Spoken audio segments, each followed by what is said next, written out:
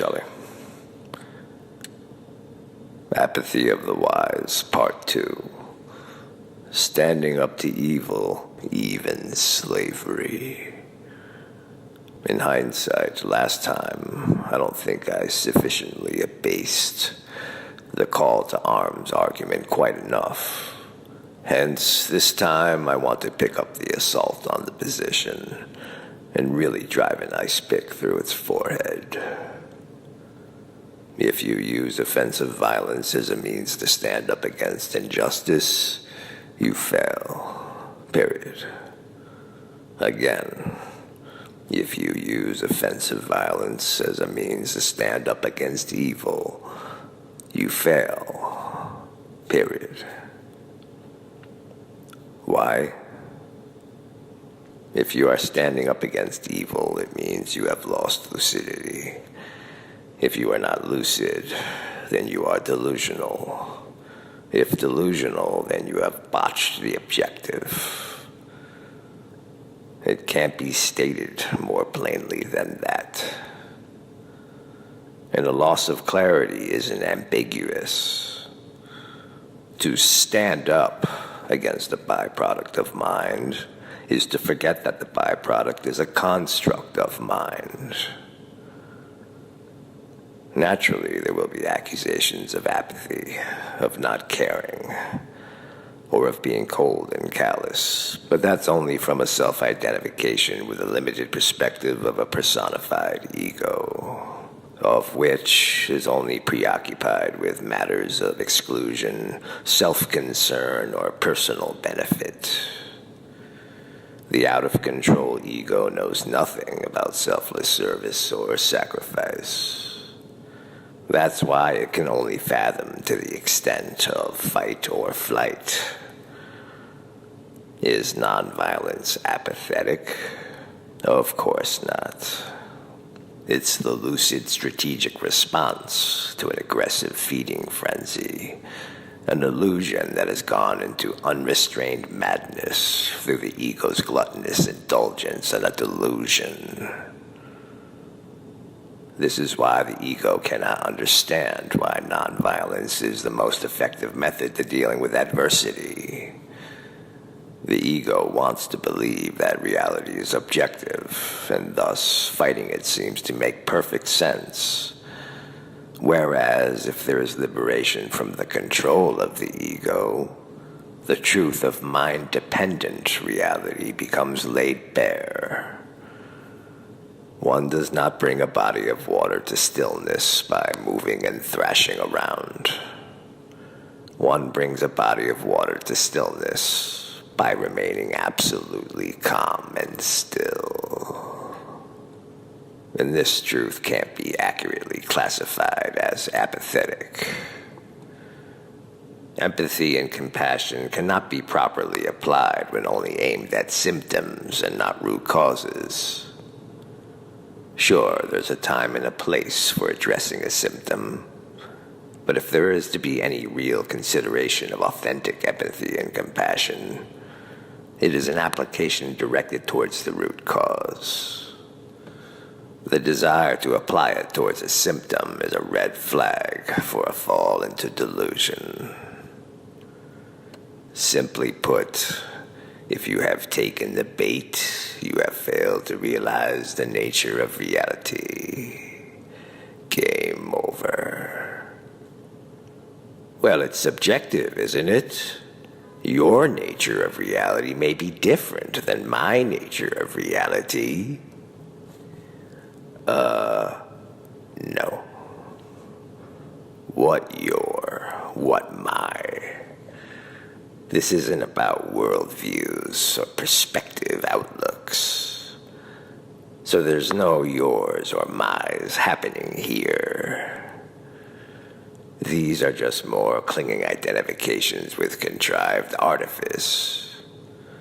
This is what ultimately snares the attention and traps awareness within a confine of its own device. It ain't happening. But if the confines are a construct of awareness, then why should there be any effort towards lucidity? Delusion is a byproduct of awareness. So doesn't that make it inconsequential whether or not awareness is aware of this? Sometimes questions are not questions. Sometimes questions are just a quest for justifications.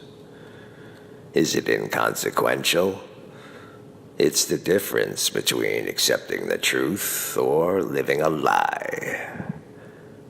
You can realize the empty nature of reality and know that your true nature isn't represented by any of the appearances in sensory perception.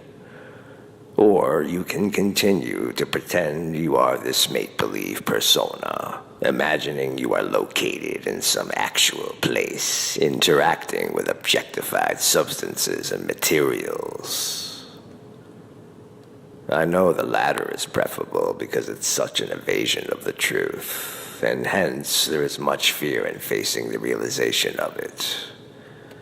But really, there's nothing to fear.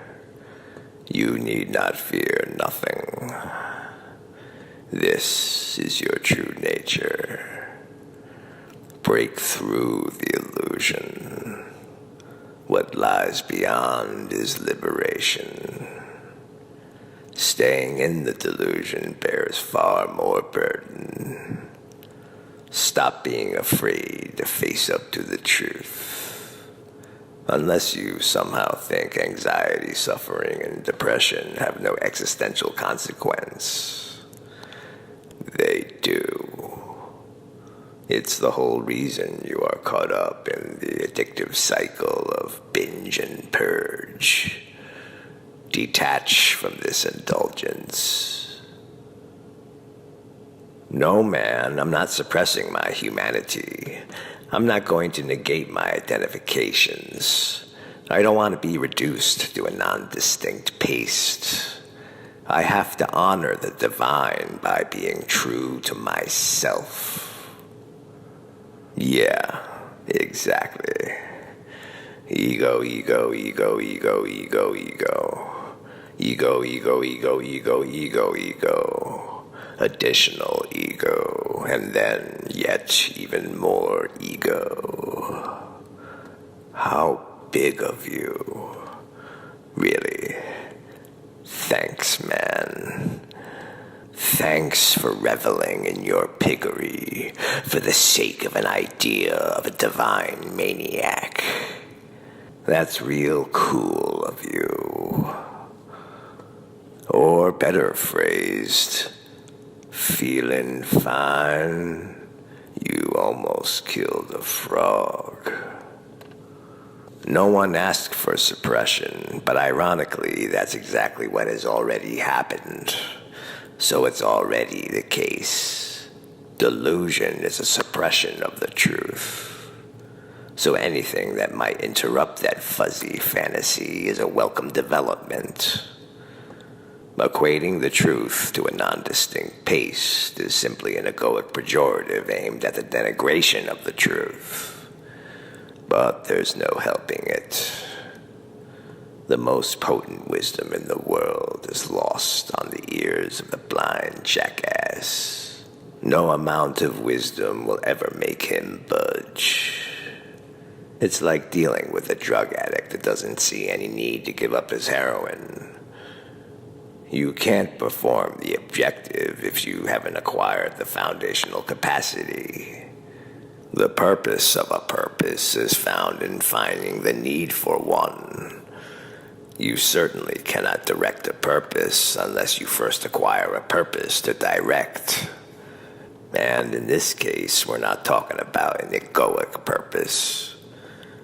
This is about discovering the purpose of fostering freedom from the overbearing domination of the ego.